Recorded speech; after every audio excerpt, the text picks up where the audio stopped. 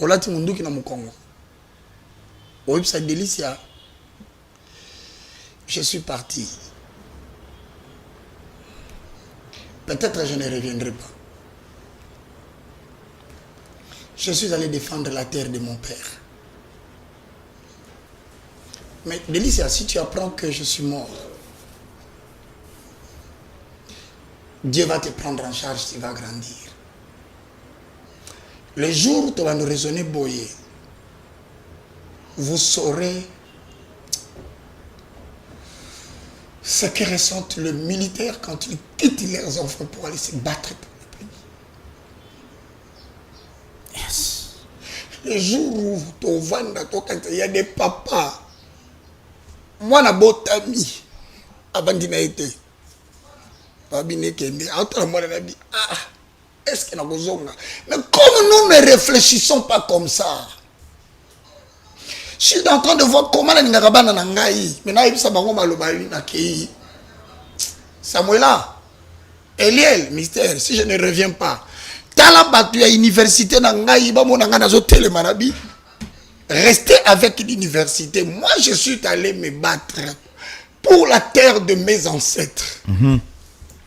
Paul, yes. Je vois un garçon qui a été m'habité, pasteur Kokendete.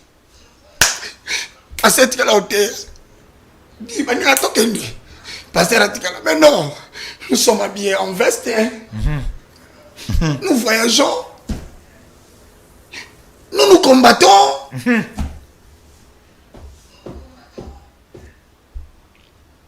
Yes. Quelle réflexion. Quelle honte. Nous sommes en train de subir. Quelle réflexion. Quelle humiliation sur une terre où nous nous prétendons être des sentinelles. Allô, bonjour. Bonjour. Maxi Bien-être, c'est un complément alimentaire. Les plantes qui sont à l'intérieur nettoient le sang, ça régénère le corps, il stabilise le diabète, ça stabilise la tension, il éradique les hémorroïdes, solution pour les érections, éjaculation précoce et faiblesse sexuelle. Vous avez la prostate ? Prenez vos médicaments, en même temps prenez Maxi Bien-être. Les femmes également qui souffrent du diabète, Maxi Bien-être soigne et la vie change.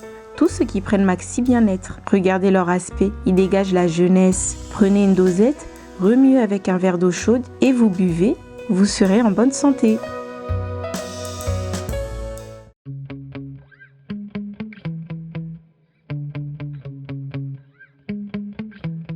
Balata bakosa.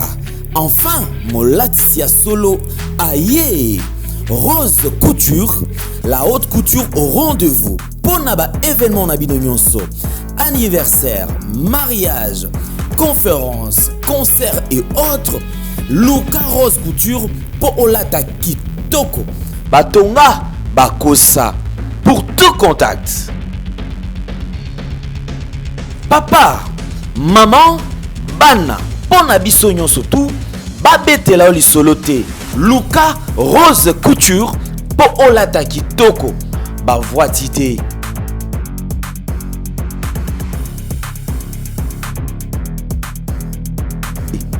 tala na ngengi batonga bakosa ba voitité. Maxi Bien-être is a dietary supplement.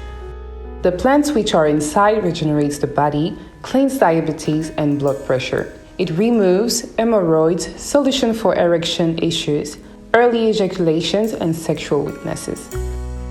For prostate issues, take your Maxi Bien-être after your medicine treatment. Women who also got diabetes pain, Maxi Bien-être can heal and change lives. You can see that all the people who are taking Maxi Bien-être look better and reflect youth.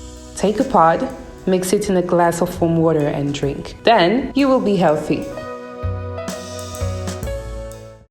Yasika na Kinshasa boye tikala kozala te makelele ya tata lopango esili Toronto City à Maluku bana RDC congolais opportunité ya sikamo na mboka pe sibiso avec $4000 ya pamba koma tata lopango to mama lopango avec le $4000 okoki kosomba cash ou soit par tranche et salami ndenge nini obanina avance $2000 et le 2000 qui reste au kofuta yango par tranche 500, 500, 500, 500, P Okomi, Kolo Lopango. Toronto City et Sika Moko, très kitoko. Parcelle cadastrée, urbanisée, avec beaucoup d'espace. Nyon surtout Okoluka, Okokuta yango. Mais Narata, terrain de vente sur un site accessible, urbanisé, cadastré, plat, désherbé, avec espace de jeu, espace vert, magasin, marché, peignon surtout, pembeli. Ezali solote, tala peyoka. Alors, tu as une concession, Toronto City. Tu as une commune à Maluku, dans la ville province de Kinshasa, dans la République démocratique du Congo. Et une concession Toronto City. Et après avoir fait ça, il y a immobilier, foncier et tout. Là, il y a géo, localisation, tout pour que tu puisses pouvoir faire la situation. Concession est bandit à et vous avez ma borne Oyo à 2 entrées. Raccourci à Makolo, na entrée Oyo, il y a Mutuka. Donc, raccourci à Makolo, c'est-à-dire à 15 minutes, vous avez déjà dans Makada.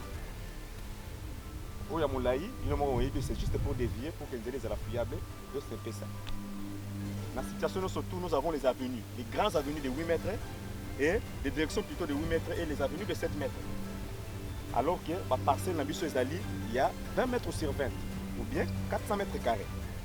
Voilà. Du fait que nous sommes juste à l'entrée, nous sommes National Cameraman pour que tu visites nous surtout. La réalité, vous voyez, les bornes sont là, les bornes cadastrales, et puis tu peux visiter nous surtout parce que c'est quelque chose à Moulaï. C'est quelque chose à Mounen est tellement facile. Komi Tata Lopango, Tona Komi Mama Lopango. Yoka pour tout contact. Je précise bien. Contact Yapoto Ezali.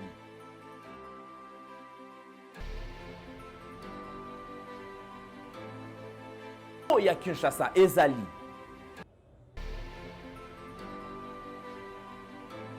Mbongo ya muke avec $4000 au komi Tata Lopango. To Mama Lopango. Makelele ya Bayer. Bayo.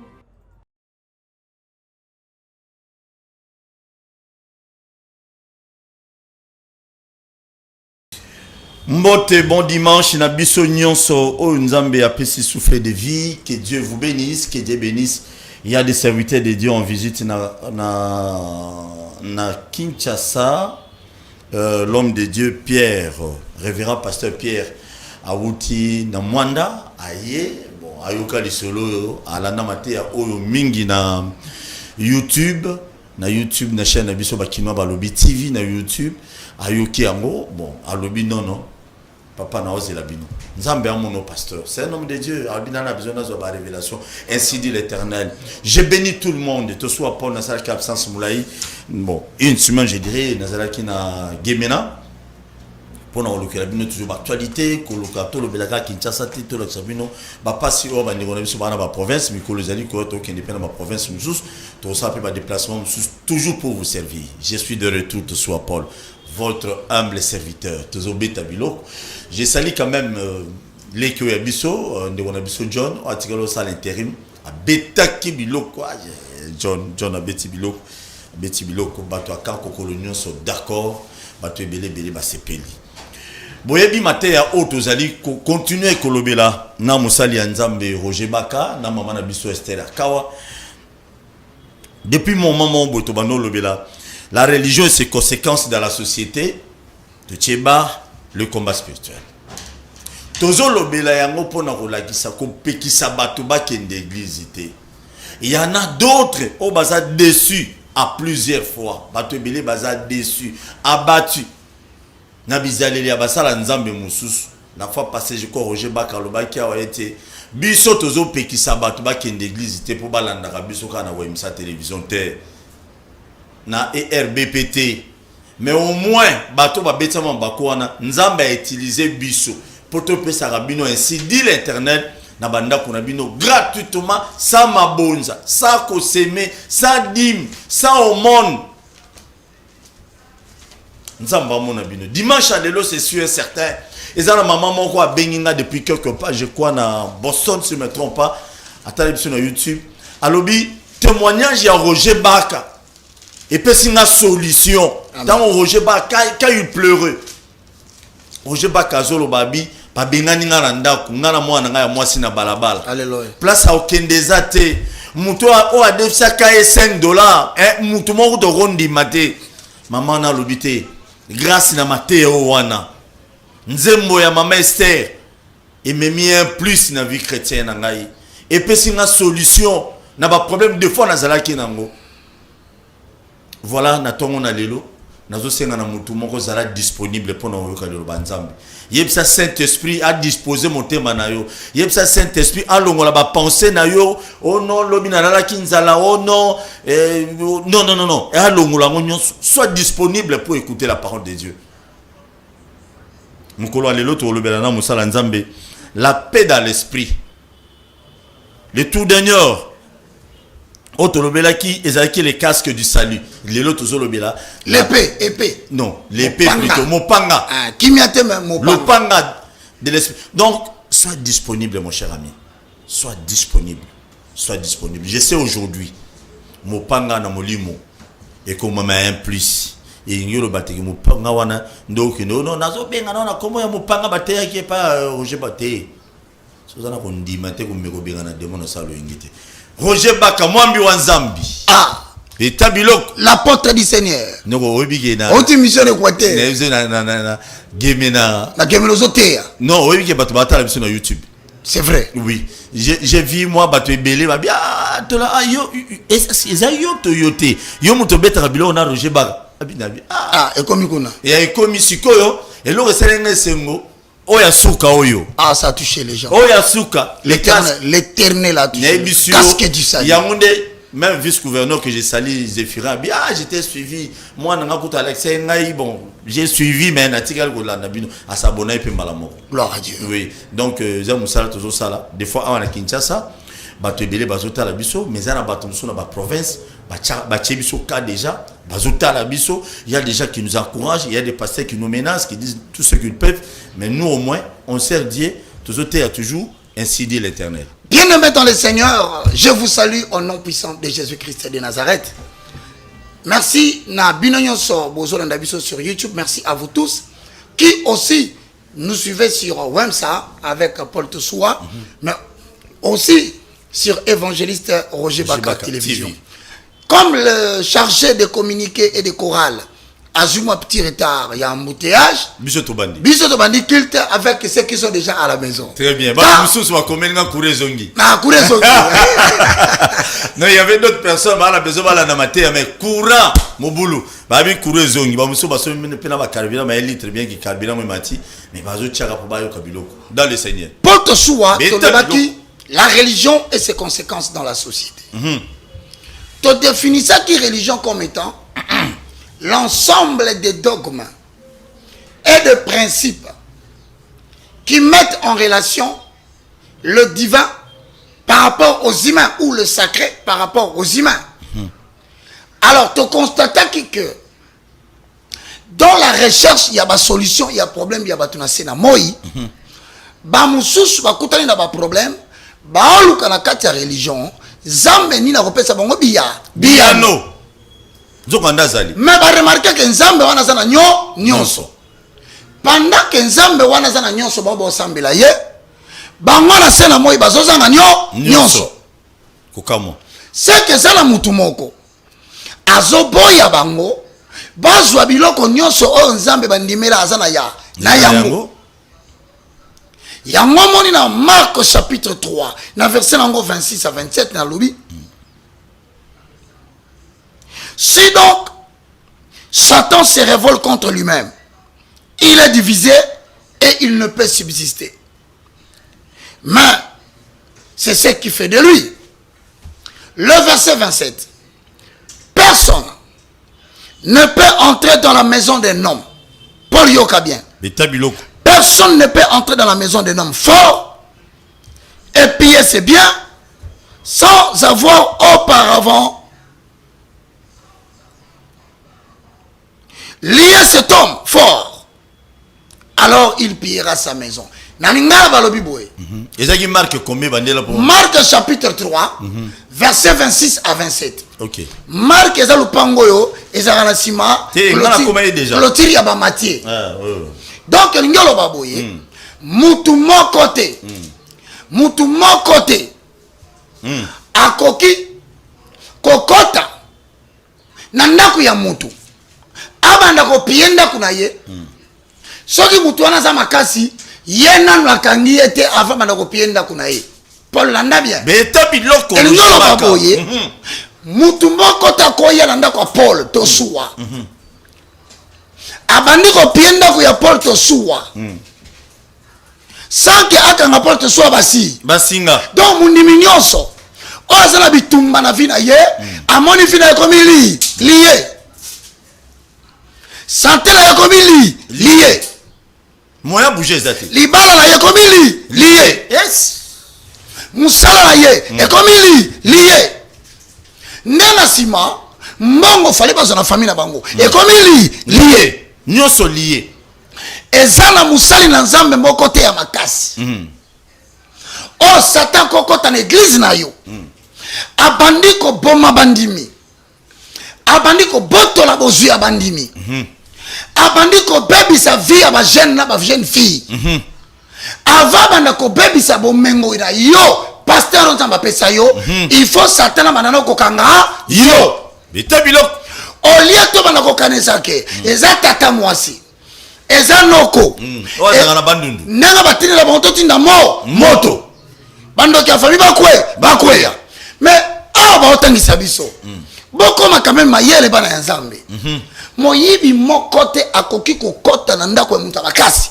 Okay. C'est-à-dire même moyibi ntango ayaka ayabi ke na ana risque nakutana na mutu ya makasi beta biloko avant na banda koyiba télévision na ndako na ye soki alamuki fonakanga ye basinga Paul beta biloko soki bakomosimba mwasi na bamaladi na ndako akomobela pampamba abanobela pamba soki nde tobeta lisolo ndeko na yo aza kose retrouve na soins intensifs o kote opération ya mio soki omoni na église bato bandi kokufa beta lisolo na famille moko akufi 2012 apesi bango repos ya mokie 2014 mosusu akufi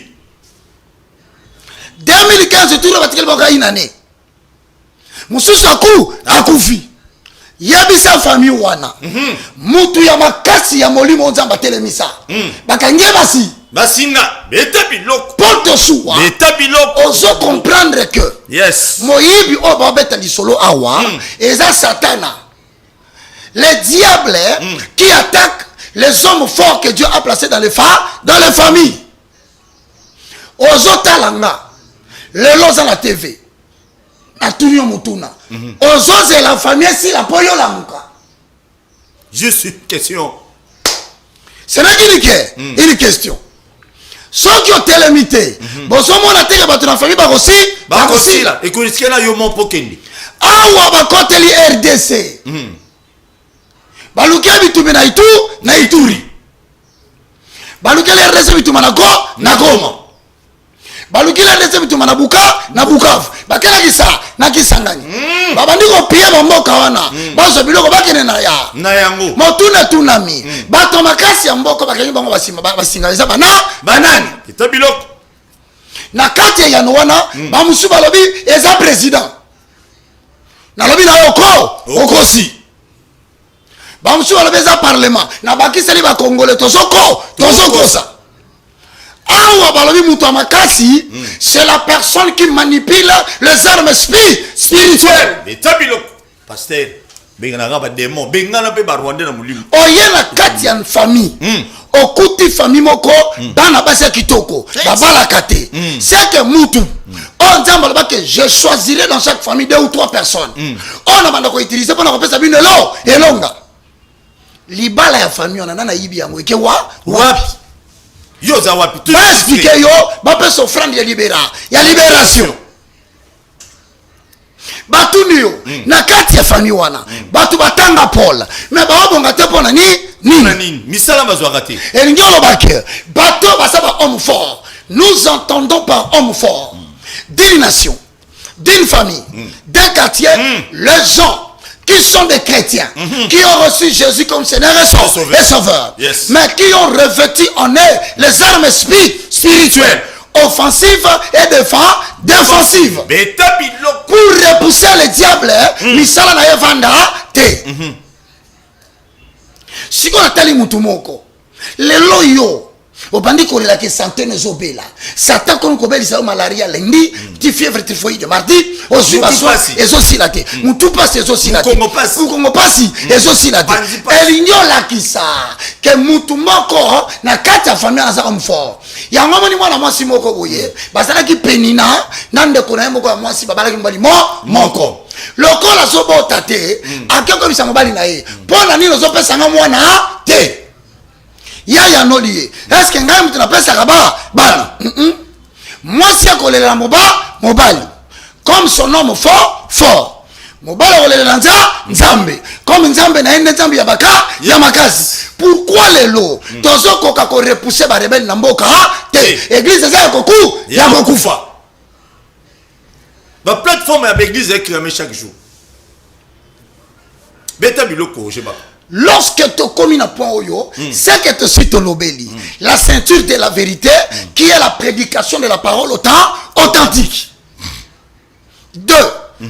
La cuirasse de la justice, nous avons dit, comme la parole prêchée est authentique, en accord avec 2 Timothée chapitre 4, le verset 2 à 3, je vais paraphraser. 2 Timothée 4, 2 à 3. Je t'en conjure, au nom de notre Seigneur, au nom de Dieu qui jugera les vivants et les morts, au nom de son avènement et de son royaume, prêche l'évangile. Insiste à toute occasion, favorable ou non, car il viendra des temps où les gens ne s'attacheront plus à la saine doctrine. Ils auront la démangeaison d'écouter les choses qui leur plaisent. Qu'on a ici, beauté à ma cambouté pour nous caresser pour se abandonner. Vérité. Vérité beaucoup bisa bango et qu'on prendre bango en charge et qu'on passe à bango conduite. Il y a cuirasse de la justice qui est la sanctification. Tant aussi ici wana, un homme sanctifié, il peut être un prédicateur. Il peut être un intercesseur. Il peut être un homme qui a reçu des moyens de Dieu pour la libéralité. Azo soutenir musala ya nzambe. Mais soki azobanga nzambe. Soki azobanga nzambe te. Soki azoka maloba nzambe ya malamu te. Akopesa mbongo po nzambe zango to pa bo aboya. Intercesseur, ceux qui déjà passent liés, na vie à salité, na vie à masumu, na vie à envie, na vie à colère. Galates chapitre 5 le verset 7. Car les œuvres de la chair sont manifestes. À quoi intercéder ndenge nini ya formalité ndeko nanga basi balié bana kala yo moye bagati. Sikoyo. Après la cuirasse de la justice, nous avons parlé des chaussures aux pieds qui représente la disponibilité de servir l'évangile de paix du royaume de Dieu. Oh yes. Sikoyo, toleki wana. To comme une bouclier de la foi. Toleki si bouclier mon cher. To sur le casque du salut, Matéa Oyo et Pambola qui va te bele batu koleka. Yes. Mais le lot tozali, na mukanda ya Ephésiens. Au chapitre 6, le verset 17b. Mopanga ya moli en français, le pédélé de l'esprit. Ephésiens 6, 17. Mobima. So komi. Ami komela ki déjà. Apparemment ça libère ici c'est belena kemena. Makasi yaya. Courir à la qui. Autant bien. Wana tikana papa. Tu ressens ma sima. Bien aimé. Nous sommes dans. T'es néna le romo. Le ba mon. On me mozo le boy. Il y a un monsieur qui m'a vu à Gemena. À lobi na ngaite. To so awa. Kindoki ya ba mama ya Gemena. Balingi kurate. Te. Le ba solo. Ba mama ba koli sa bana na ba. Donc ce que moi na koli par rapport et là où tu ko soulever moi mutu et que non, c'est toi qui peux sauver aussi ta famille. Yo mutu ko télé sa famille na yo. Bandoki ya Gemena. Bazela moi na so ko gisa ta 30 ans, 20 ans, abana 20 ans ne ba lié. Si vous assis ça rend bon. Oui, c'est pas possible. Oui, atiki le temps, réunion no matin muké. Mais le moment dans ta famille, balia kabino ra bongo, donc la soso azodo danguba.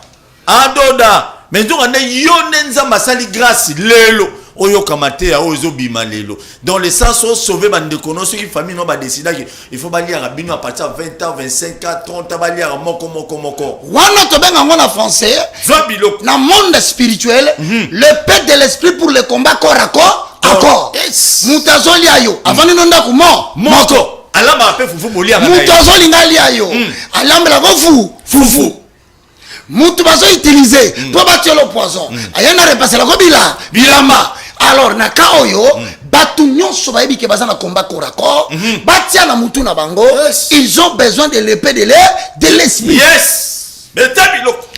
Ephésiens chapitre 6 le verset 17b. Et le paix de l'esprit qui est la parole de Dieu. Explication historique de l'épée.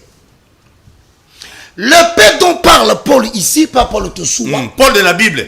Oh, Paul s'appelle la Macheira. Regarde comment on épée wana. Na munoko ya bahebele. Babengo la Macheira. Ok. Macheira n'est l'épée. Ezali épée moko longueur na yango. Eza variaka entre 15 à 45 cm.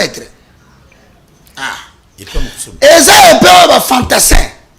Balataka ezalaka toujours à portée de main. Yoka histoire ko permettre de ça. Beta biloko. Épée oyo porte soa balataka ngo na droite ezali mopanga oyo batu bayaka kokanga Jésus Christ de Nazareth bayaka na yango benga ngo la Macheira. Ok. Jésus était arrêté avec des militaires, des fantassins qui portaient l'épée qu'on appelle la Macheira. Yo ali sola épée oyo. Et ça l'a toujours pembeni awa. Histoire na yango boka bien pour Tosoua. C'est le même épée oh moni Paul, plutôt Pierre. Tango moni baye. Bali bakanga Jésus atia loboko na lukoto ya soda moko. Abimisi mopanga na ndeka beta kali solo awa. Épée otolo balelo ya yango wana. Abimisi yango lito ya soda na mabele wo. Première démonstration. Et ngola kisake. Épée wana, c'est une arme défensive, mais ça peut devenir pour quelqu'un une arme offensive. Balobi, prenez l'épée de l'esprit qui est la parole de Dieu.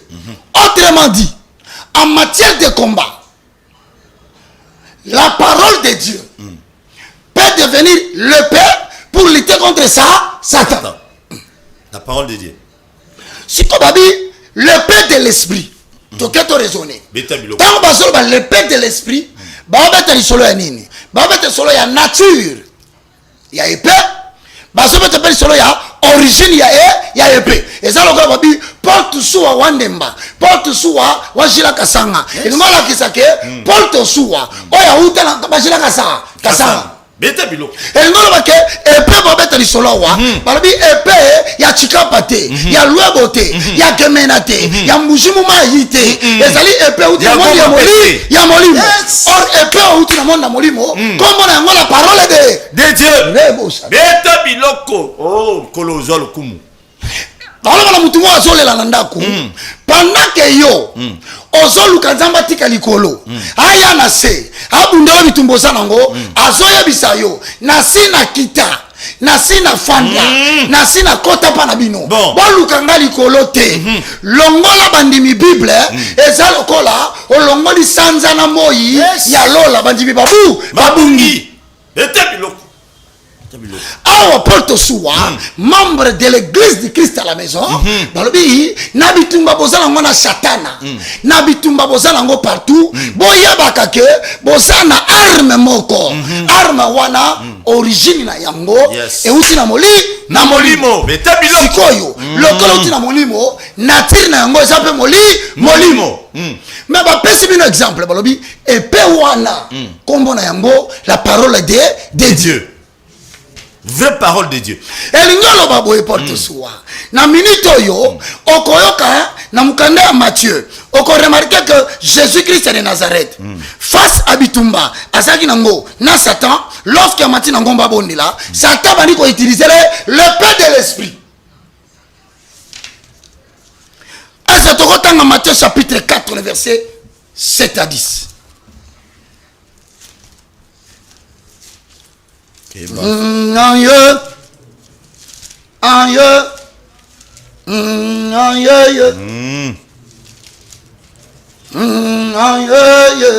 Chapitre 4, combien? Le verset 7 à 10. Tu vas maintenant lire lecture la parole de Dieu. Bete biloko. O leto kende boy rapidement ndeko nanga. Yo ozolanda biso, ozana ona Bible te. Na so biso ke boto la chrétien Bible, ezalo ko longoni ba pata sanza na moyi. Faut ça la Bible ya. Paul Pano balobini. Baba Niboy. Jésus lui dit, il est aussi écrit, tu ne provoqueras pas le Seigneur ton Dieu. Et Matthieu chapitre 4. Tozo sikoyo 4e verset. Elobini.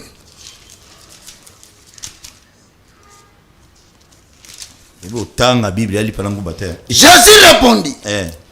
Ah ok. Nakomi. Ah, il est écrit. L'homme ne vivra pas seulement de pain, mais de toutes les paroles qui sortent de la bouche de l'Éternel. Ah, bah, de Dieu. Tokade. Verset 2. Deuxième référence toujours. La machera. Le pain de l'esprit. 7. Jésus lui dit, il est aussi écrit. Et comment il paie? Tu ne provoqueras pas le Seigneur ton Dieu. Zambo ya yo okomekaye te. Et balonde. 10. Djikoum. Djikoumi. Balobini. Jésus lui dit alors, retire-toi Satan. En effet, il est écrit, c'est le Seigneur ton Dieu que tu adoreras. Et c'est lui seul que tu serviras. Paul Tosoua, je veux que tu saches, parole de l'esprit au balobila awa, et ça lit récitation et verset biblique. Ok. Parce que la kaoyo. Les appels au Kamba, verset biblique et biblique. On peut comprendre. Satan a dit que bon continue à Satan. Aïe, quand Jésus n'a qu'à tiango, yangomba. Je comprends. Il y a des moments où les diables quittent son royaume pendant qu'on réclame Mboka Mubimba. RDC quoi? Ekoya tena komuna Yesu. Akoti ka kitinaye. Pendant kaoyo. Jésus a que pas Satan.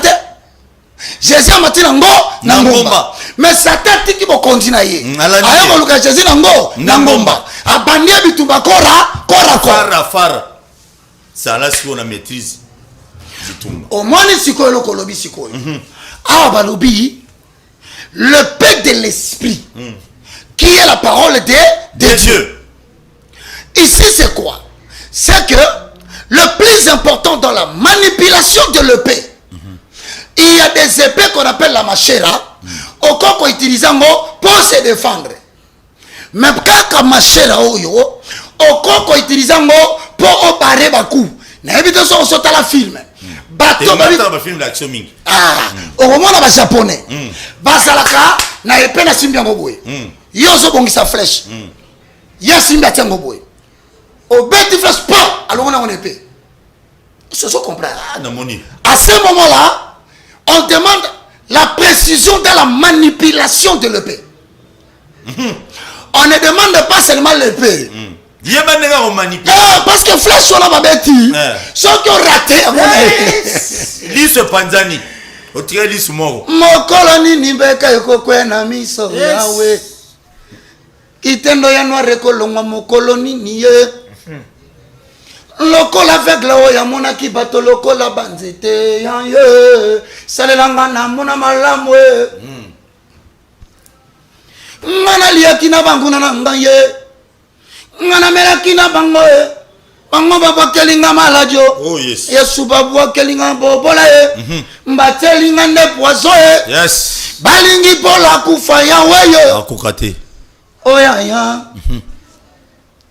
Nale kaboye balakisi ngami sabie pola bominde na nyeye yawe salelanga bikamwe. C'est-à-dire quoi? Na bato bameli poison.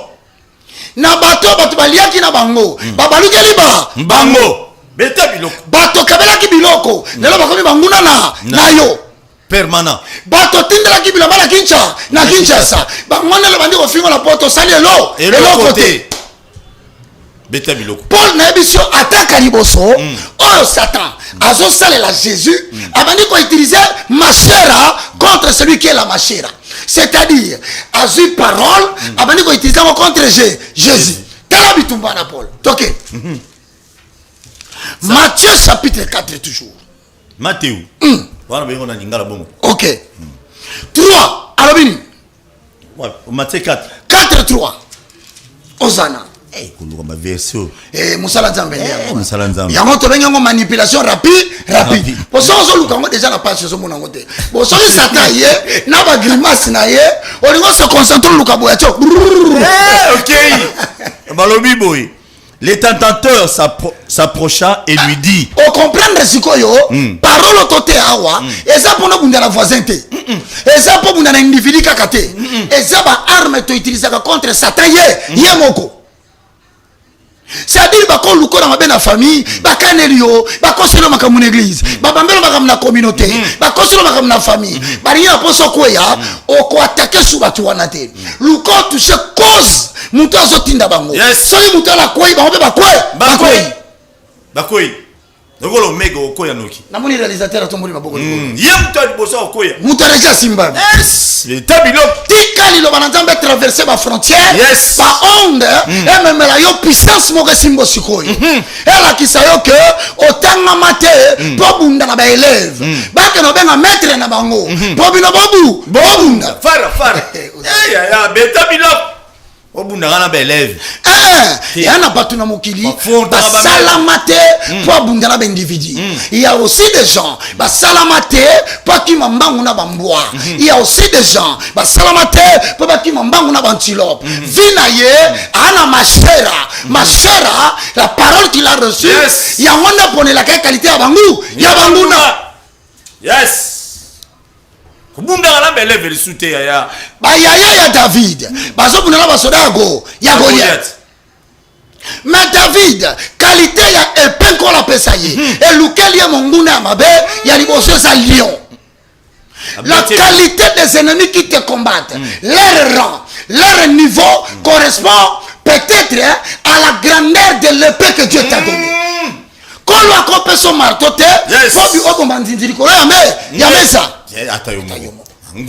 pourquoi tu dépenses tant d'énergie pour des gens qui n'ont même pas la capacité de tenir debout avec toi? Pourquoi tu te fais des soucis par des gens qui ne sont que des simples hommes qui peuvent mourir un soir et toi tu et puis va disparaître parce que les gens ont la bouclier de la foi na minute oyo na réveiller mutumoko na ça mutumoko tu as assez longtemps dirigé ta bataille vers les sommes. Il est temps que tu réclames l'héritage que Dieu t'a donné d'ici. C'est pourquoi il viendra par un seul chemin mais ton esprit le mettra en fuite. De tabiloko. Obanzela ba okima banzubo ba kutana ngona ba mabanga na ba moelo. Paul tosuwa. De tabiloko mutumoko azola mukana ndako. Mutumoko azo retrouver force à perdre. Yes. Mutumoko azo récupérer espoir baboto laki. Un politicien qui était tombé est en train de se réveiller. Un héros évangéliste et pasteur. Allemand qui n'a pas sorti cher de poulet salarié. Abani Kola muka. Yamana tombo ngona lobi. RDC réveille-toi. Tu es une puissance mondiale mais dans un berceau. Oh yes. Obeti biloko. Mais au moins wana. Il faut te saluer bandeko na biso ya Goma. Nazo silisa na yango to saluer. Oh yes.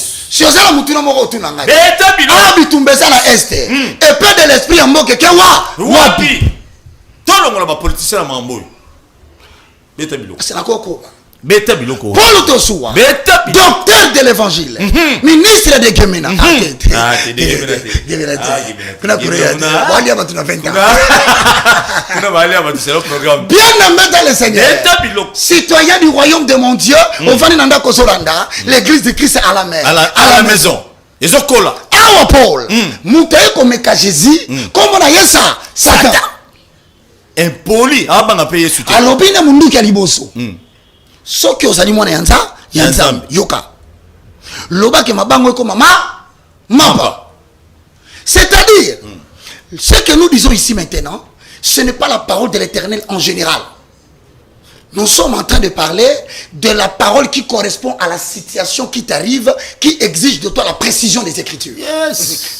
Précision des Écritures. Lorsqu'on dit l'épée de l'Esprit, qui est la parole de Dieu, ça veut dire que nous ne parlons pas de la parole de Dieu en tant que récitation. Mais nous parlons de la parole de Dieu en tant qu'une guerre qui se dresse contre toi, qui exige de toi la victoire, mais par la précision de la parole qui concerne la situation. Yes. Situation za nango ya mabe. Awa lobi na Yesu, bongola mabanga eko mama mapa. Eza pa moni Yesu azana nzala. Nanzala. Siko Yesu azongise liye. Alobi na teke tu seras la tête et non la queue. Parce que wana eza au kontozo to lobela yango te. Au moins sika échec ya ba chrétien na bikumbe yaka. C'est le manque de la précision, de la manipulation de la référence précise par rapport à la situation précise. Mamba libala. Yo balobi na yo na famille no kobala te. Baba ke lo maladie AVC, diabète, miso bandi kokufa. Malem. Mutu alinga boma yo, aza mutu ya nzoto makira na mai. Yo sko kamati verset oyo. Oh, l'Éternel avait dit garder silence, je combattrai pour vous. Exode 14. Est-ce que kokari na makambu na yo wana? Donc comme ici quoi est-ce échec il y a évangile na Congo efandi. Efandi sur le fait de Dieu tout à fait. Donc tout croyant a le Saint-Esprit. Tout croyant a le Saint-Esprit en lui. Et face à la bataille satanique, Dieu n'a pas donné une dérogation pour la compréhension des Écritures à un pasteur. Tout chrétien doit avoir l'épée de l'Esprit qui est la parole de Dieu pour lutter contre son propre combat. Or, celui qui lui donne la référence qui correspond précisément à son problème, il s'appelle l'Esprit. Voilà pourquoi on dit, prenez la parole de Dieu qui est l'épée de l'Esprit. Paul Tosoua alobi na ye bongola mabango eko mapa ya pas on dit kaka na contexte ya mapa et comment yete mutu vivre na mapa mutu vivre na lipa te ya moni Satan discuter. Lorsque tu réponds le diable par l'exactitude de la référence biblique du combat qui te provoque, il comprend directement que tu n'es pas ignorant, il se retire, il va préparer autre chose. Tu n'auras pas besoin de réunir le groupe d'intercesseurs. Tu n'auras pas besoin de faire 21 jours de prière. 21 jours. Nalobi na yo to salia wa, et ça n'a pas problème, parce que 41 jours. Pourquoi? Parce que jusqu'à présent, par rapport à Bitumbo précis, va découvrir une référence précise. Pour nous voyons là ça. Satan. Ok, il y a une fois qu'il y a 21 jours. Il y a un moment où il y a 21 jours. Il y a un moment clairement. Jésus a l'obine, le col a l'obine ngai, na bongo la mabanga, et comme mama, mapa. Nga pe na répondre yo. Moto akobika kaka na kwanga te. Mais na malobani so te pa inanza. Nanzambe. Il ne s'agit pas ici de mémoriser de manière inutile, d'avoir des références bibliques que vous citez à tort et à travers. Il est écrit. Il est question de savoir qu'une flèche sera lancée. Cette flèche a du poison à la tête. Maintenant, Dieu dit, je te donne l'épée. Cette épée maintenant qui est devant toi, l'ennemi prépare la flèche, mais toi tu prépares l'intelligence de la manipulation de l'épée. L'arme du diable, l'arme de ton ennemi, c'est la flèche. Mais l'arme que Dieu te donne, c'est l'épée. Dans la film, le roi scorpion. Il y a un garçon à la cacache américain. Combat à Souka. Rock. C'est rock. T'as la catch fort.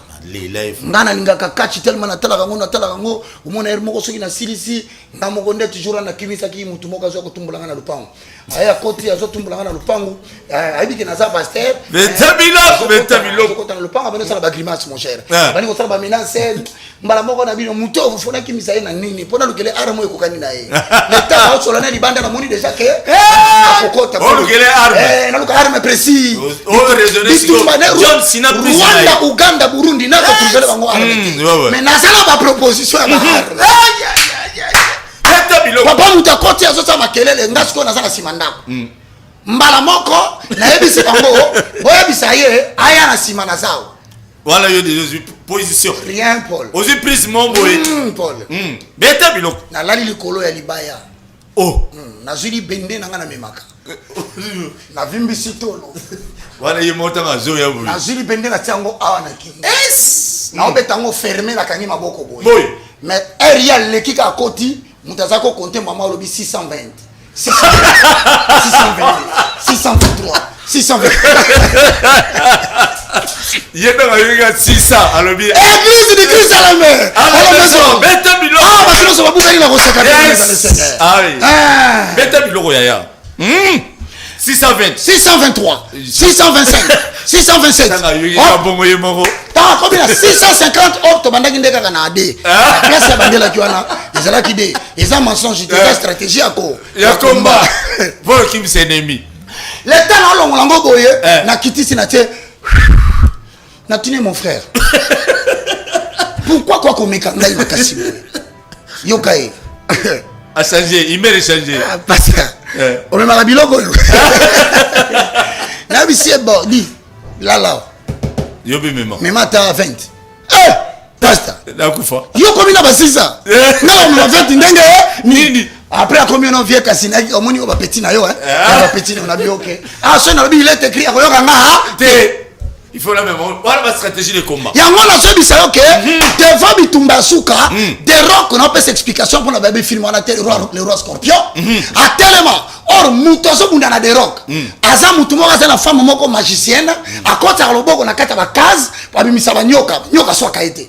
Na bitumba wana, roi ebaki ka kolonga te, azwa magicienne pour accompagner kaina ba prédiction. Et na batu ba otambola na Rwanda. Et na batu ba magicien ba otambola na Uganda. Parce que bango l'armée congolaise se trouve à tel endroit. Bobi mananzela sikoyo na tuni. Le chef de l'État a consacré cette nation entre les mains de l'Éternel. Yes. L'armée est en train de puiser les moyens de recours. Où se trouve l'armée céleste du Congo? Yes. Beta biloko. Beta biloko. Ba soda nini ya ba pasteur. Bozwi bango toboya kolia. Tovandi wana. Occupez-vous de nos familles. Botala mabota na biso. Biso tolobi soki bomoni ki awe kokokate. Bozwa biso bandeko na ngai. Na simba mwana na ngai mwasi na loboko. Na bisa ye Samuel, na bisa Eliel. Papa est parti. Paul Tosuwa. Soki a solo za nzamba solo. Paul na ningo pesa mwana no mbote. Oya bisa ye ton père est un chrétien. Nos amis sont en train de tomber dans le champ de bataille. Oh Dieu! Nos compatriotes. Na ebisi mwana na ngai na kei. Pona ni na kei. Parce que ngana teyaki na kati ya mboko yo. Que Nzambe nda longa ka bitumba nyonso. Mais comment se fait-il bitumbe ye bato bazongi sima eza bato bateya ka Nzambe nda lo alongaka. Je vais te livrer un secret. Beta biloko. Paul na 2013. M23 a attaqué lisusu RDC. Naoka batu ba oloba boni otanga histoire te o guerre ne sila ki tolonga ba M23 est-ce que boye bindenge tolonga ki bango nos armées étaient là je révèle le secret oh moni kana lobi kutara te va contredire armée na biso ba raviter bana na bango na ndako ba raviter provision na bakan ba fortifier ba soda ba kena moral solide ba zwa ba pasteur moko na mboka wana ba simbi ba micro ba voix lance voix Bazoloba, il est écrit dans la parole de l'Éternel. Il est écrit. Bitumba zobunda mabakolo na lance voix. Papa basilisa bitumba ba compta ba nombre de morts na ka ba M23. La guerre est aussi spirituelle. Comment voulez-vous na 2 Chroniques 20? Kolo alobi na bango bosilanga ba yembi. Botelanga liboso ba yemba. Tango ba kosilisa. Bozo armée babima. Ko bima babimi, la Bible dit, l'Éternel Dieu suscita la guerre entre eux. Babandi komibo, komiboma. Ce n'est pas de la magie ça. Est-ce que Nzamba kitite? Mais akiti par l'épée de l'esprit. Est-ce que bitumba esto yo? Toko senga te papa nanga. Na yebi Nzambe moko. Bakamata Abraham. ça les salier il faut que tu pas roi mais pour que tu pas roi et puis si moi si na nga wa kitoko mingi surtout continue boye ngana okufa mais na sengi tango okota loba kozande konanga moi si atosi alors OK pour l'intérêt de la famille je le ferai kokota bakoti likolo ya moi si na ye roi azuye apesi bango ba trésor apesi bango ba wolo apesi bango mapa tango bazu biloko nyonso porto suwa et comme hier akobima roi bi moi si akobima te.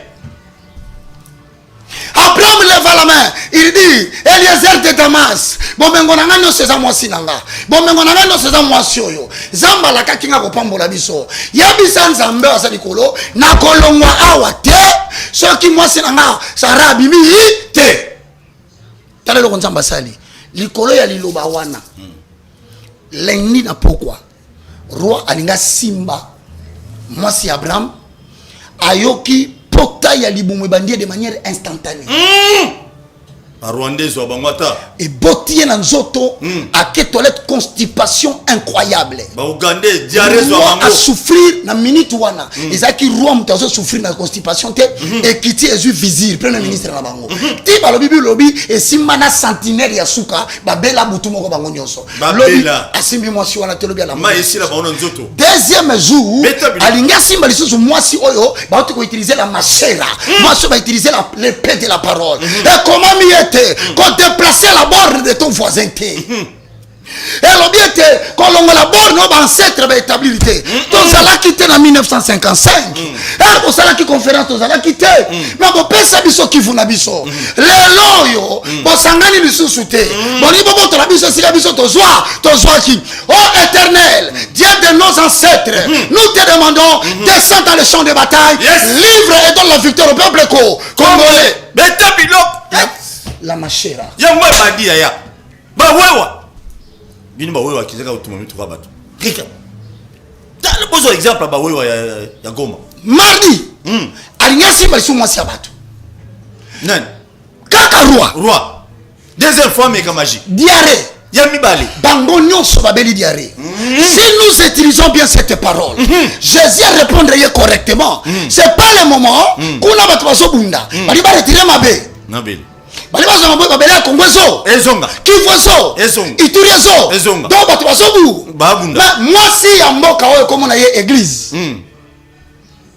au lieu ba soutenir batu na armée kuna bitumba awa prédication ya prospérité mais nazo comprendre binote ba concert ya louange ba concert ya kobina mais est-ce que mabina na bino ezali réponse correcte na bitumba est na tunika mutu eza mutuna ya ba combattant ba ngoloba na bino ke to lingi na biso ba concert na bino te le pays est occupé bon comprendre mamba lo bati ils vous disent l'attitude que vous avez à Kinshasa ne correspond pas à la réalité que vous avez à l'est.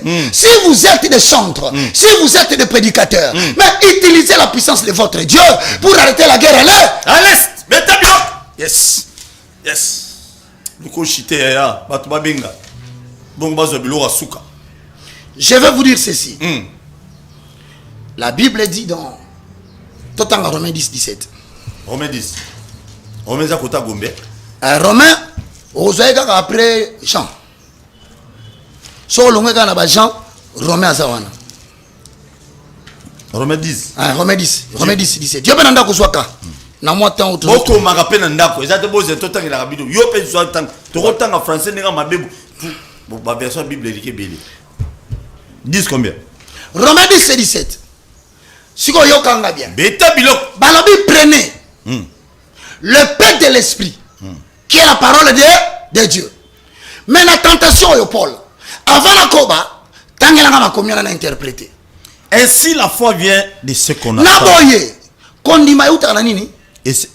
La foi vient de ce qu'on attend. Ah, kondima uta na tozoyo? Tozoyoka. OK, yami balé. Et ce qu'on attend? Et ce qu'on attend vient de la parole de Dieu. Et nous baboye, si ko yoto poser fondement ba yoka. OK. Quand on dit utiliser l'épée de l'esprit qui est la parole de Dieu, ça veut tout simplement pas dire que utiliser de manière abusive, les références que tu as dans la tête, que tu cries inutilement là, jusqu'à ce que le diable te tue, au coup final va faire ça dans mon oko. awa okubila ba version bazo kufana ba version na muno c'est deux frères indépendants. Je serai le premier et non les derniers. Mais l'andele na katsandako azangi na papier hygiénique savon so utiliser na douce ça savon Gillette eza ba jana ba savon o so ke sili na suka na ko ma ko yindisa so ko yika kana se anoko lukango eza confondu na mabele mwa mona ngo eza jusqu'à quand on ndima makambo soni ya ndengwana awa ba précision na mate ya lelo kola ko ebisa yo ce n'est pas que c'est impossible. Mais c'est parce que aux autres kamaté abazoté ya oté. Alors balobi na Romains 10-17, la foi vient de ce qu'on entend. Bon, to réfléchir moké. Na ina pese exemple moko avant. Paul. Mukolo moko boye na vandi. Bozela bozo benga bandeko, bozala pe patient. Na bitumba na lango, nzamba miminga na ota la fleur. Fleur moko kitoko. Na ita fleur mo rouge bimaka funga makaboye, après bimiselo mo likolo. Ah oui. Ça allait rouge rose. Na ota la fleur ona boye. Les amakasa net makasa kwanga bo. Yango wana. Na kola na mboka. Yango wana. Zo village. Tena ndimi po ndimi origine na. Ah oui. Wanga ni mote. Oui ba. Tosu apport. L'église de Christ à la mer. À la maison. Siko yoka li solo. Na moni na otala boye. Eloko ekamwisi ngai. Ya yamboto na zota la frère wana. Na constater biloko misato esalami. Ya liboso batu boya otala fleur wana so batala ngo basepeli baleki ya mibale namoni mutu moko aza bato atala ba fleur bato asala soki anatomie soki nini soki botanique soki botanique wana batala ba nyama ba makasa mutu wana ye ayena kaye asimbi na biki otala fleur wana azokoma azu penza temps azu bloc note na azokoma akomi mazota la fleur libanda asilisi akangi biloko na ye abaluki akei mais loko attirer attention na nga ya misato eza abeille namoni nyama ndeko moko ndiko ya abeille lokola nzinzi ya mukie atelemi likolo ola suka wana namoni akotiti na kati mais Paul sait que j'ai na kamwe akotaki yako tambula na kata fleur mais le lenga bimelaki abimi yakopungwe na biseke nyama oyo ali eloko na kata o epesier makasi ya kobima na nguya boye. C'est ça les écritures. OK. Il y a des gens qui regardent les écritures à se plina kitoko na yango masaleli yango te. Il y a aussi bato bazwa Bible baté ya kabiso. Ils sont là que pour nous chercher la référence biblique à kitoko pour taki pour biso to répondre à makambo bango balingi bitema mabe bango pe bapamba maka te mais nzamba betri sola pasteur te a betri sola ya nyama oya sana posa mais la secret loko pozo makasi to il parle de tout le monde.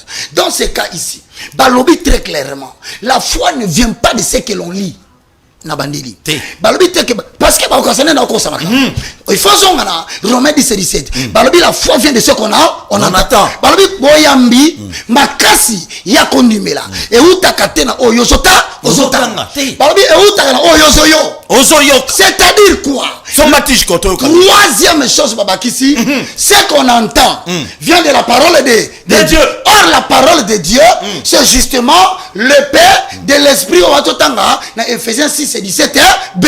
Elingelo banini avant to fongola téléphone na likambo yozana yango lobiko ekouta te na version yozotanga na Bible ekouta oyoki nini tango tanga ki verset etabilo elingelo baboye Paul comprendre bien si otangi wana la foi vient de ce qu'on entend musu akoka nyama bandi pe ko répéter na ye on dit que la foi vient de ce qu'on entend mais mutu musu akamatika ka la foi qui vient de ce qu'on entend a combien on a papier abandi ko otala est-ce que foi et utaka na o yozo ozotanga tu peux lire mais tu n'as pas entendu ce que tu as dit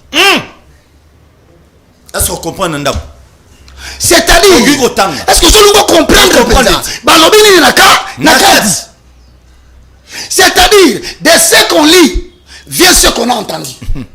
na oto zotanga ndeko ndimba moke botaka selon likambo na yo par rapport au bakomi yo comprendre yo kini. Or le Saint-Esprit il est là pour prendre les Écritures comme la parole de l'Éternel elle est vivante. Elle va t'expliquer non pas le logos parce que ce que tu as lu ça s'appelle le logos, mais ce que tu as entendu c'est le rema. Yes. Oh yes.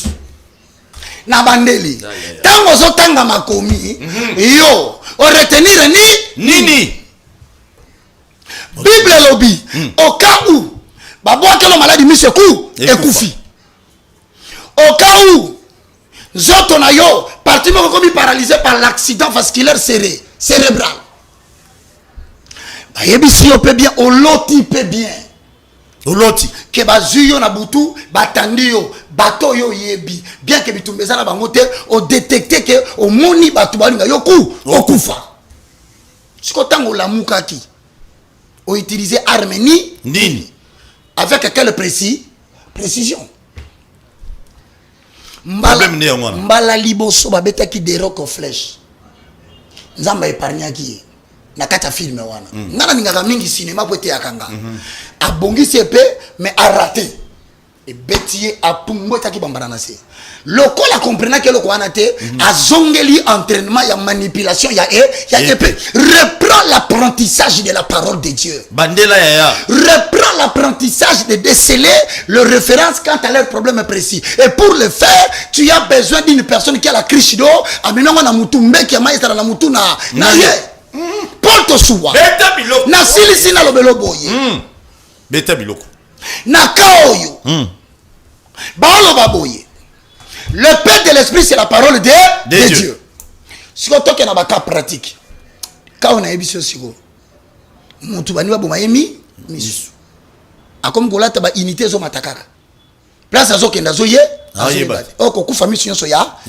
ba verser bere na munoko lobe comme aveugle siko to bakisi babano simba non seulement ça organe moko ya nzoto bandi kobe alala ki malamu mais yelo lokole bano ça ne passe babokeli mbasu ezui pourquoi mbasu abimité parce que ceux qui mbasu a retrouvé parole ya takakaye mbatu fake hakede tout la musaza pota wana zo mano ema to la mukongo douleur za nango ba nyongo bani ba opérer yo est-ce que tu as trouvé la parole ainsi dit l'Éternel ya mosque la siko la foi ne vient pas de ce que on lit la foi vient de ce que tu as lu tu as entendu une réponse par rapport à ton problème précis Deutéronome la bande pesa voilà abano bombarder nalikamba lisu nalikamba ko perdre organe nzoto yalikamba mutabo mayo dès kozo la muka tu prends la machera qui est l'épée de l'esprit qui est la parole de Dieu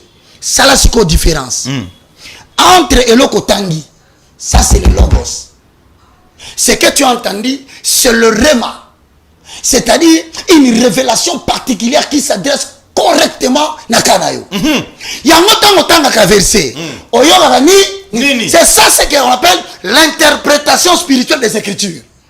Voilà pourquoi Deutéronome 34 le verset 7 à 5 alobi boye inutile que na kuna pona bandi marathon soki mutu alinga koisa yo mbula na yo na nekokite soki mutu alinga boma yo age na yo na nekokite alinga boma misu na yo comme aveugle omonaka te abebisa ba organe nzoto na yo okufa na bitumba basali yo à ce moment-là tu ne lui dis pas kobetele masolo te l'Éternel combattra pour moi. Il s'agit de quel combat? Il s'agit de Deutéronome chapitre 34 le verset 5 à 7. Je cite: Moïse avait vécu jusqu'à 120 ans lorsqu'il mourit. Au balukeli mutalinga bomayo. Au répétez-le, moi, je ne mourrai pas, je vivrai. Je vivrai longtemps. Parce que ta parole te donne la vie. Dans la Bible, la vie et la mort sont au pouvoir de la langue. Or, la langue a utilisé le rema. Le rema a créé la foi a combattu le diable. C'est cet enchaînement et simba dans le monde d'esprit. Moïse, l'Ancien Testament, vendait 120 ans. Ngai n'a pas vivre longtemps. Immédiatement. Et si tu as papier koufa na yo, papier ka, et katani. Kolo a quitté Yemoko, na parole na ye, épée, a quelque déchiré pas papier. Tant que lui est longwe. Ils ont le logo de Maliwa. Ils ont monsieur Koufa. Au bâti c'est lié. Deutéronome 34, le verset 5 à 7. Le yeux de Moïse n'était pas affaibli. Au bâti c'est lié. La vigueur de son corps n'était pas passée. Au bâti c'est lié. Moïse n'est pas mort de la mort de la main de l'homme. Par conséquent, au continent, moi aussi, je ne perdrai pas la force de mes yeux. Aucun organe de mon corps ne peut me quitter. Et cela va de la durée de mon existence sur la terre. Je suis entré sur la terre dans le ventre de maman Christine et maman Toumba. Je suis entré vivant. Baka sortira de cette nation le jour rassasié. Nakokufa mobi. Mobimba. Et persui. Et quel monde de ténèbres. Ça a coûté comme au contraire. Et ben dit. On vend porte soua. Les journalistes va s'engager. Babi porte soua. Si c'est comme soua, il faut porte soua quoi? À quoi? À Kenega Makala. Yo ce qu'on faut que Makala. Yo l'hôtelema, on va dire ça bango. Ngala za mutu nzambe. Ata bo bulisa ba olonga te. Wana sa ba déclaration d'ordre général. Côté la épée de l'esprit. Au vendeli bango na butu. À l'heure du sommeil. On a dit je prends la machera. Qui est l'épée de l'esprit. Na bimisi yango et loko yango moni Paul. Pierre akata lito ya soda akata munakote. Lito ikaka akata zolote. Lito. Mais akamata kaka épée wana. Akati lito. Lito. Or la foi vient de quoi? De ce qu'on attend. C'est bakato lito moyo kali soso. Makile côté. Dès lors akata ki soda na lito yi, alongoli makaba buzoba yoka ki pouvoir ko Jésus. Autrement dit, après cette parole de Dieu, à tout moment que tu utilises la parole, on se permettre banguna na yo, ba yo ka message ni nzamba zoloba, contrairement na yo ba yebisa bango pona yo. Yes. Nzamba mono na ndako. Paul na betolo li solo na silicité. Bible lobi na biso na ba analogie à recherche. Moi na mbali bakata ki litoyi. Ndenga fuka makyo na Jésus le côté litoyi azongisi lié. C'est-à-dire, à l'ongolier makambo batuaye bisai. La parole de Dieu peut changer la vie et la considération des gens. Na songi songi ba koselio. Paul wana lingaka présidenté. Paul wana lingaka lumanu te. Paul wana lingaka kabila te. Kokota bitumba kosona na bango te.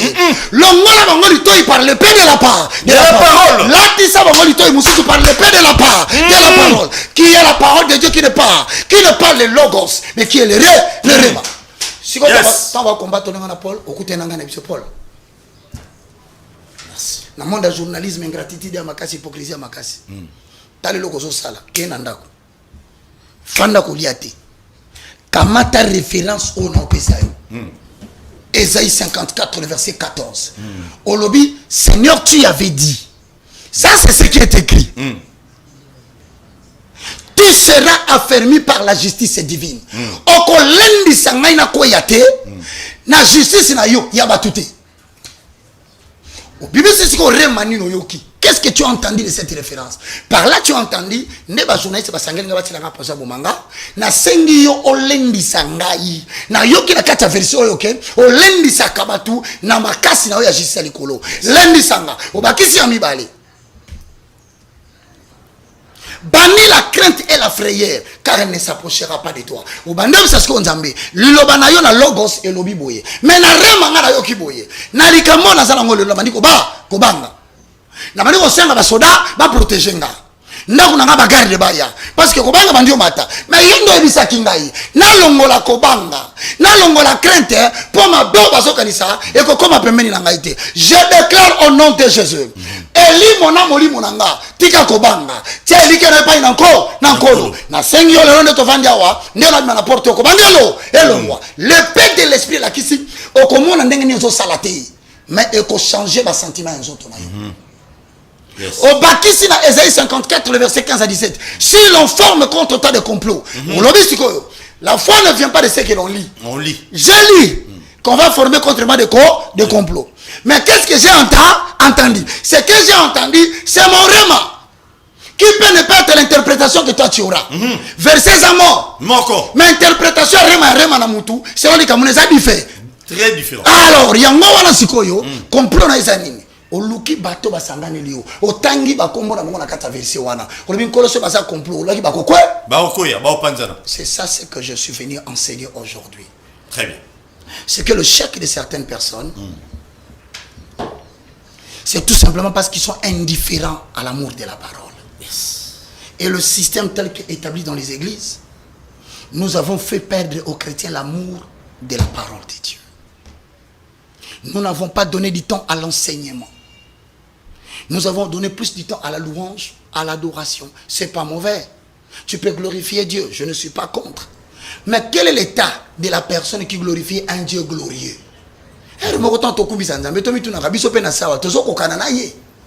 Lolenge na nga roza. Lolenge nga nazaleli. Bizaleli na ngai. Bizaleli na ngai. Evangeli na ngai. Eleli na ngai. Bozali shami na ngai. Est-ce que kokari na nzambo nazo kumisa? Yes. Ye place afandi kuna na torone mutasimba ka ye azate. Mais nani nazotika biso ba simba biso na est.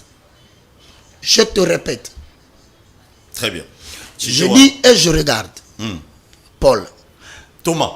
Toloba te. Lelo awa. Lobité. Église faut que ça rôle nae. Abitumba ya ya est. Ya yambo. Tant ba pasteur ba mona bitumbe sa matolo belo côté ba mona biso lokwa ba zoba moko batumoko zaka makelele alléluia alléluia bo beta masolo ba alléluia mais mboke ezokende. Photo déclarée. To ana posa nde to vandi no boye. E amakamba ba religion te. Mutu nyonso amuna sambilaka akamata mashera nae. Et penaï. Azo parole de Dieu na simbango précis. Totel maka verset moko. Oko déplacer borne. O bancien ba établissa qui te kolo. Soki maloba wana eza ya yo. Ba congolais ba ko samedi moko. Ba kinois nyonso to ko dimanche moko. Toko lamuka biso nyonso de 23h à minuit. 1h du temps Kinshasa mobimba basimi ba machera. Sans distinction de confession, sans distinction de communauté. To telemi to zumilangi. To kamati manzanza. To simbi Bible. To bandiko déclarer écriture yo to lo bakaka yango. Yawe soki mto pesa biso mabele oyo. Yo nzambe ya kimbangu. Yo nzambe ya idina abala. Yo nzambe ya bakoko na biso. Botole la biso este bitumbesi. Na minute beti makelele. Wow! Lobi na tongo to tomoli maboko soutenir ba armée. Ol baka langa lobi langa. Ol baka français lobi français. Okoyo kalisolo ndekonanga kolo akobelisa non seulement ba soda pulu. Mais muto azotinda bango za nzoto muki azotomboka wana. Akozo eloko ya cerveau. Na minute muke Congo tangui. Wow! Peuple congolais, vous avez un Dieu, mais vous avez besoin d'un canalisateur. Yes. Peuple congolais, vous avez la victoire, mais vous avez besoin d'un éclaireur de conscience. Peuple congolais, armée congolaise, vous avez un Dieu. Honneur à Didier Tumba. Honneur à Mamadou Ndala. Honneur à la force de l'armée congolaise. Honneur au Moura. Honneur aux policiers. Honneur à tous les sujets qui sont dans les champs de bataille. Eh bien, on va fixer un jour, on va prier pour vous. Yes. Que Dieu te bénisse. Amen. Zamba mona biso yaya. Mutuna ndak. Makamutolo ba ya bituma est. Nous sommes ici. Mais ça na ba vrai compatriote ya biso ba vandi kuna population ba lobité. Ba que ne ko renforcer bilo on lié pas ba soda na biso na est. Aujourd'hui, ba ka ba bassin o ya ba soda petit pays Rwanda. Tout le monde s'y assasse. Na omoni sur moi la kasaporo kagama ko molo ba bilo ba lo ba. Beaucoup soit prière beaucoup soit. Des fois la Bible les a dit pulu. Nzama ko risquer omona maboko ne ba betaka masas. Tokose na nzama pesa mambasu ya maboko. Na ya makolo. Batambola basima munduki. Tout est possible. Téléphone ifungwami. Bozo prière na suka. Téléphone ifungwami, obengi pesa likanisi na yo et puis to continuer. Dieu est bon. Dieu est bon. Église de Christ à la maison. Chaque dimanche na 10h, to beta la bilo. Dimanche na 10h. To aussi na bilo ma bonzate o te. Ma bonzate. Appelle à liboso. Pasteur bana koma koma. To vous rappelle Mukelelo. Allô bonjour. Micro à téléphone s'il vous plaît. Allô bonjour. Bonjour, papa Langai. Obengi biso wapi komonani? Bonjour, journaliste. Oui, obengi biso wapi komonani? Abengi na pata limité. Toujours kaondeko. Abengi na pata limité. Comment Ok. ça va passer? Ok. Ok. Mon problème est celle-ci, mon frère. Dans ma femme, on lui reçoit mon frère en Zambie, on a plateau. Merci Bougez beaucoup, pas. papa, merci. C'est dans la Est. Mais déclaration, on va faire en Zambie. Ils ont qu'à couper la bateau, qui est dans la poto, qui est dans la watt.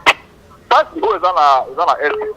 Et là, on dit qu'ils ont passé là, le prophète Batangana. Parce que c'est le temps où il y a Kala, parce que ceux qui difficulté comme la Mboka, on est pour le Kabatin en Zambie. Le prophète Batangana, il va faire une déclaration. C'est une Zambie à répondre à la solution pour mon ami. Et pour le moment, ils ont appelé ça au Pambouama, et ça dit, mais on s'en va, non, j'arrive pas à comprendre. Il y a un moment où qui est toujours là, on coupe à partir de la serviteur de Dieu. On va faire la bénédiction, on va faire un miracle, on va faire un miracle, mais côté à bas, on va faire l'endame. Pour le moyen de réunir, il va passer. Divergence pour toujours, pour tout le monde. Pour le moyen de s'engager ensemble, le prophète va passer. On va la déclaration. Nous ne sommes pas qui cala. Et permettre que STS à la délivrer. Vraiment, dans ma femme, Merci beaucoup. Soro bengi olobi mo muke po bandeko musuba kota et puis bo kitsa volume à télévision pour tout sur la pienda malaw mingi. S'il vous plaît, kitsa volume à télévision. Allô, bonjour ndeko. Obengi biso apikomona. Révérend Pierre Namwanda. Ah, Révérend Pierre Pételo. Namwanda. Toujours papa. Bon, naza na 3 parties kaka. Premièrement, nous avons sa élévation, connaissance. merci. Na kati na onction. Docteur, ce n'est pas évangéliste, mais c'est docteur. Parce que c'est un enseignant. Merci beaucoup, c'est mon homme de Dieu. Donc, ok, donc, première partie, et ça faute à gouvernement. Faute, hein? Gouvernement. Merci. Gouvernement a tort. Il y a gouvernement a tort. Président Mokote a associé à un serviteur, à considérer comme ça. Que non, problème est ça, awa, le serviteur boya. Mais le gouvernement a premier à associer un serviteur pour la politique, pour l'argent, bon. Mais pour le souci, il y a amour du prochain gouvernement. Au moins, tango écriture et zoloba, connaissance c'est ça qu'on a peuple mis à part. Peuple mis à part, on va comprendre les prédications. Amen. Si réellement il y a un David ici comme président de la République, à comprendre que Benga Nata, qu'est-ce qu'il faut faire? David a balo Benga, Nata to salani. Ce qui peut être na des rois, na juge, toke na juge. Tous mon chaîne qui oyo babengi si Dorcas pas Déborah na c'est état mila parce que roi zo kukutaye to sala nini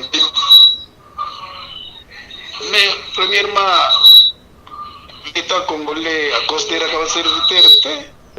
Deuxièmement, l'état congolais a considéré comme Nzambe. Bon, prédication à Boui. Bon, le peuple mis à part va bénéficier. Et le président va se corriger. Le président de la République a dit que ça peut dire que la carte l'église n'a pas de merci. Ameka kozwana likambo na considération. Nzamba pambola bino. Merci, homme de Dieu.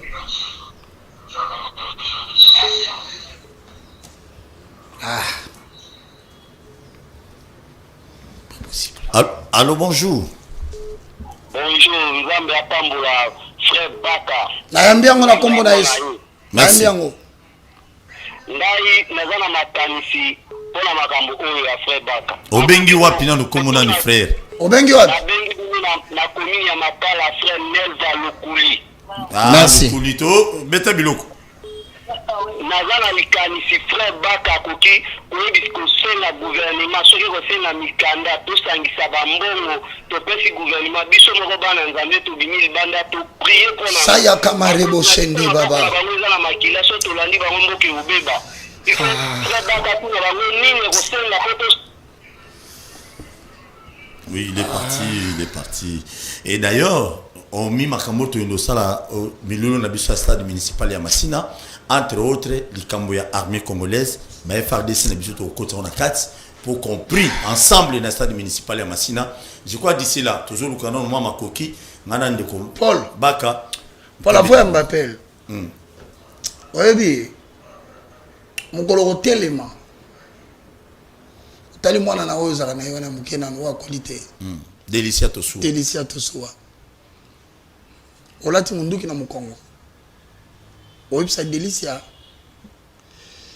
Je suis parti. Peut-être je ne reviendrai pas. Je suis allé défendre la terre de mon père. Mais Delicia, si tu apprends que je suis mort, Dieu va te prendre en charge, tu vas grandir. Le jour où tu vas nous raisonner boyer, vous saurez ce que ressentent les militaires quand ils quittent leurs enfants pour aller se battre pour le pays. Yes. Le jour où tu vas il y a des papas. Moi, je suis ami avant de naître. Est-ce que nous mais comme nous ne réfléchissons pas comme ça, je suis en train de voir comment les Ngarabana Nangaï, maintenant il s'est bango malobaï na kei. Samuela, Eliel, mystère, si je ne reviens pas, tala batu à université Nangaï, ba mon nangana zo tele marabi. Restez avec l'université. Moi, je suis allé me battre pour la terre de mes ancêtres. Paul, yes. Je vois un garçon qui a été m'habité, pasteur Kokendete. Pasteur Tikala Hotel. Il m'a dit, attends, pasteur Atikala. Mais non, nous sommes habillés en veste. Nous voyageons. Nous nous combattons.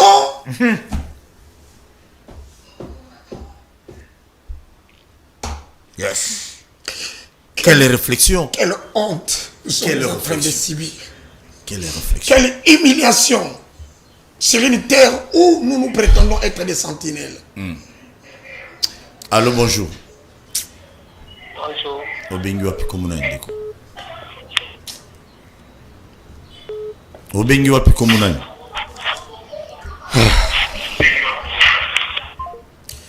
Quand tu appelles, il faut parler. Oujebaka est allé très loin.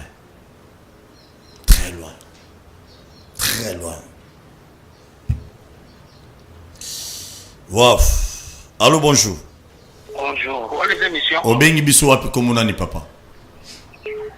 Na bengi bino na bengi bino partir ya munga fola. Toujours, oui. Bon, nalingaki contribution na ngai ezali boso na pesi bino mbote na plateau. Merci. Merci beaucoup, papa. Nalingaki naloba eloko oyo epai ya évangéliste na nga Ojebaka. Et l'idée européenne a prière pour tout le monde. Ils ont malin. Mais pourquoi pas? Et binomi balene bozali wana. Paul Koukoua avec évangéliste Ojebaka. N'attendons pas. Hein? Merci. Pourquoi l'idée wana bobandi yango na nutete boye bozu yango epai ya gouverneur. Bosengi mo autorisation ba gouverneur et que na hiérarchie. Allez bozali appelle à tout le monde. Oya koya. Yena kamela. Oya koya te. Aïe. Mais pour toi, on est moko.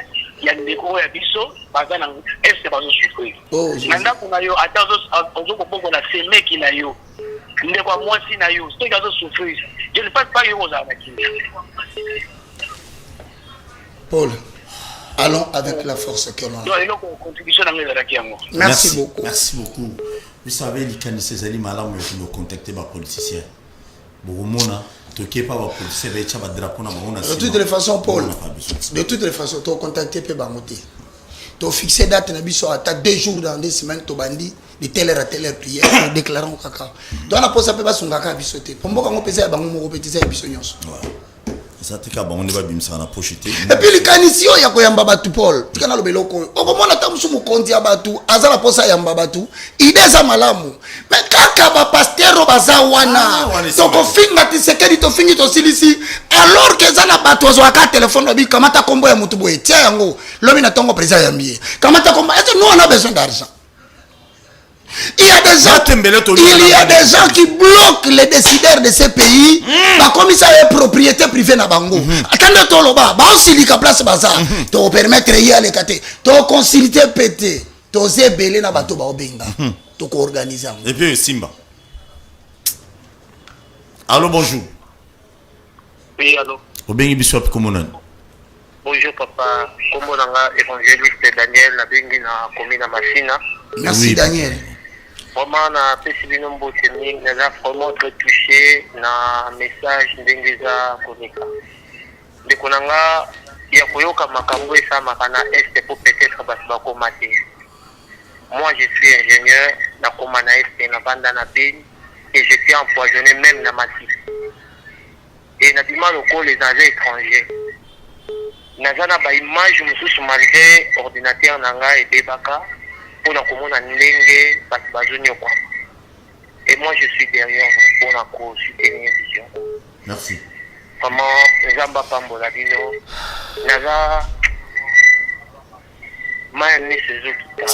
Jésus. Ndenge ni congolais azonyo kwa. Merci. Donc attends plus que 100 francs je vais contribuer pour nous soutenir un grand rôle. Que Dieu vous bénisse. Merci beaucoup. On nous a humiliés. Mes chers frères, likanisi oyo kutu ya stade municipal ya Masina to bandiango quand boy après émission. Ata bilo on a besoin ta TV na besoin ndako. Ya teki ngana teki. OK. Déjà brasserie moya munene ils sont d'accord. On peut ça biso podium ba instrument nyonso déjà c'est bon. Et tire biso neto pe sa date. Yango na vente comme na date wana. Donc fixer 2 jours. Pe eloko to sala mo même élément que bandeko ba monitor. Moni bilo na loba. Bandeko kotala ka te po bimna monoko baka. Ne refuse pas une idée parce que ça sort de la bouche de Paul Tosoua. Regarde ce que tu peux compléter à l'idée de Paul pour que cette nation ne soit pas humiliée. Ndeko nanga tozo ganga tozo ba pasteur a minene na mboko yo. Mais na sengi bino bolimbisi ba yaya ba pasteur ba papa ba mikolo ba noko. Nani azu courage à koleka na teva lo bake biso ba mona kabiso kwa ba pasteur inutile. Voici notre contribution. Totine de la taille phare de Sénès. Non, le gouvernement zotine. Même to sangana, kamata muto munene pardon bolimbisanga. Kamata ba pasteur amine na mboko biso ya mikie. Ba omoneri ezali na bakan. Est-ce que toi na posa to na est? Mais on peut passer dans l'aumônerie, on prend même les enfants 50 de bateaux à koufi na guerre vérifié. To si bana na bango ba futer ba minerva ba kota. Est-ce qu'on n'a pas soutenu les gens de l'Est? Mabonze kota kebele. Mabonze koti wana. La kanini na ngoya ya. Ndeko nanga est-ce que to koki ko ndimba kaka te to kena aumônerie à kankokolo. Aumônerie à kan church. Ba monique to a gouvernement te. To sali parti politique te. Mais to yena mabonze ya ba dimanche moko sangani na ba communauté nyonso. To yena yango kaka filmer pour tout ça bata politique. On n'a pas besoin de vous pour soutenir les gens qui meurent dans notre pays. Tu es madame pas peine. Allô, bonjour. Allô, bonjour. Oui, bonjour. Obengi wapi komunani? Na bemi na komina Kimpansege. Mais le mwana mwana pembe note papa bozo toyoka o malamu te. Na bemi na komina Kimpansege. Na longoli ye. Na tozoka. Na bemi na komina Kimpansege. Nangina lobana oyo papa toto baka lo daga na raison. So mine senga to sala prière pour na baninga bazokufa na ese kozala mote kozala te ba bazolia mbongo baninga bazokufa kuna eza mabe makasi. Amen. Merci. Vision acceptée, le peuple s'est approprié le combat. Alors notre lutte devient efficace. Tango nyonso molinganga nazalaki komona baninganga na baboti na bango nanga ba parents bazate vinanga pasi. Est-ce que kokufela baboti ezali sumu? Kozanga baboti est-ce que ezali sumu? Voilà, na kopesa bino message. l'orphelinat Christ Rédempteur et ana posa lisungi na bino tala musala munene zo sala pona bana tala musala munene sala pona bana oyo mokile tiki ebwaki mais nzamba termine nzelo orphelinat oyo pona ko encadrer bana oyo yaya lisungi na yo to ana ngoposa un euro no to ana ngoposa pona mwana moko tango mwana moko alie nzambe ya bitike oya permettre ete na nzela no mwana alia akobosa na ote. Voilà message ya l'orphelinat Christ Rédempteur to ana besoin lisungi na bino ba numéro za na se kota contact na biso assistance na yo et aux lisungi pona bana que le Dieu des orphelins a bénir diama mtu nyoso ja ta likanisa ko sala quelque chose peut osali yango zamba pambola.